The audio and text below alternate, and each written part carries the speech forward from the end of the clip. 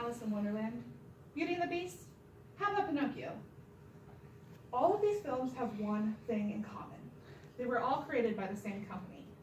Born in the city of Chicago, Illinois in 1901, Walt Disney began taking an interest in drawing at the age of 10 when he attended Saturday classes at the Pesman-Rubin Commercial Art Studio. He continued to draw throughout elementary and into his early high school career, but about halfway through high school, he realized that school just wasn't the thing for him. With this in mind, Disney joined the Red Cross and became a member of the ambulance driver commission. In this position, he traveled to France to assist with recovery efforts after World War I. Upon his return to the U.S., Disney tried to make it big in Kansas City with his first business, but due to a lack of knowledge, the company failed. Disney was forced to take up a job with the Kansas City Slide Institute. In 1922, Disney took another shot at the animation business, and with his much more successful Laugh-O-Gram Film Company.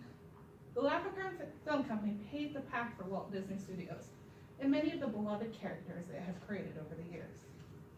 Walt Disney changed the face of the movie industry forever by targeting children as his main audience and pushing the field of animation to its limits. Walt Disney got his very first job after coming back from the war at the Pesman-Rubin Commercial Art Studio. It was here that he met his best friend and future business partner, U.B. Irks. Together, the men learned the basics of animation, but they were let go from the company due to bankruptcy. According to Laura Jolly and Dan Vitas, Walt and Irks at this point started the Disney Irks Commercial Artist Studio, but the company only lasted a few weeks. The two men in search of a job were hired by the same company, Kansas City Slides. They learned the basics of animation at the Kansas City Slides and really developed a passion for animation itself. Using this knowledge, the two went off and opened up their second company, Laugh-O-Gram Films. According to the Disney Dreamer website, Disney and Irks created custom characters for paying customers and once sold an entire cast of characters for $11,100. But due to a bad business move on the part of Disney, the company lost hundreds of thousands of dollars. At this low point in his life, Disney decided to start a new series called Alice's Wonderland. The series was going well until the company, going bankrupt, lost the company completely, and the series was left incomplete. With what little money he had, Disney decided to go to California, where he hoped to make it big among the stars. He landed a contract for his Alice comedies and opened the studio in 1923. He created many characters, one of which was Oswald the Lucky Rabbit, who was later stolen from him by Margaret Winkler and Charles Minutes.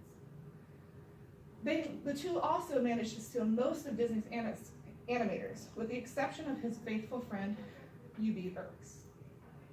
It was at this low point that Disney decided to work on something new. He created America's favorite character, Mickey Mouse, and introduced him with a short film known as Steamboat Mickey. Disney went on to produce many more of Mickey Mouse adventures, featuring Mickey and many of his friends, including Minnie Mouse, Donald Duck, Goofy, and Pluto. Disney's success with Mickey Mouse and his friends led to a generation's worth of family-friendly films, but not one of them would have been possible had Disney not been willing to follow his dream. His perseverance after his first failed attempt to own his own business and his willingness to start over from scratch led to the beginnings of a new industry and inspired many young entrepreneurs. Disney's early work with film industries and his dedication to his friends and family helped grow the Disney empire to what it is today. Though much has changed since Disney died, what he built remains strong.